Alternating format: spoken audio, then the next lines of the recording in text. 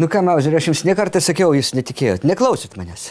Ką, dasirito Ameriką iki pat savo galo. Visiškai nusirito, hana, vakar žiūrėjau kaip tik per Первый Балтийский канал. Viskas nėra.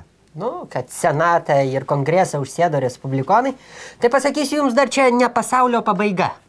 Ne pasaulio pabaiga. Negra. Baltaodis policininkas nušovė ir prisiekusieji pasakė, kad nieka čia tokia. Tai čia jums normalu? Negra. Negra. Geriausia rusų draugą nušovė. Ir čia jums viskas gerai? Vot jau ir dega Amerika.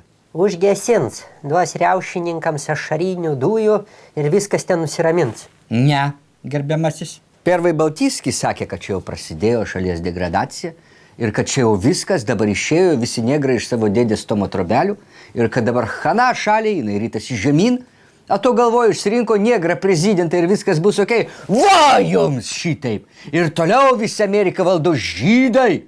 Iš savo Wall Streeto visi šitie Sorošai, šitie kaip jie ties Morganai, Stanley, Clarkai, ne, tas bus. Trumpai! Bet artėja diena, kai visi šitai baigsis. Nu, bet paoponuosiu, žinot, Первый Балтийский канал taip nuo Stalino laikų šneka, o ta Amerika stovi ir stovės. Jūs manęs neraminkit, nereikia.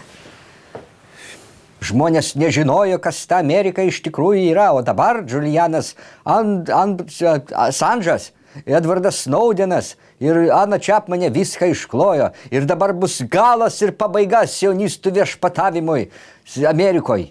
Klausykit, Surskis, jums nuvažiuokit kada į Ameriką, nu ir pamatysit, kad ten nėra taip blogai, kaip jūs esat prisiklausęs per tą Первый Балтийский канал. Ir va dabar kaip sykis, noriu pasakyti, skrenda tos pigios linijos iš Reikjaviko, nu. Na, aš norėčiau, bet mums, naudingų idiotų klubo nariams, vizų neduoda. O aš be kita ko dar esu ir naudingų šitų mokytų durnių asociacijos viceprezidentas, tai man iš vis nieks nešviečia.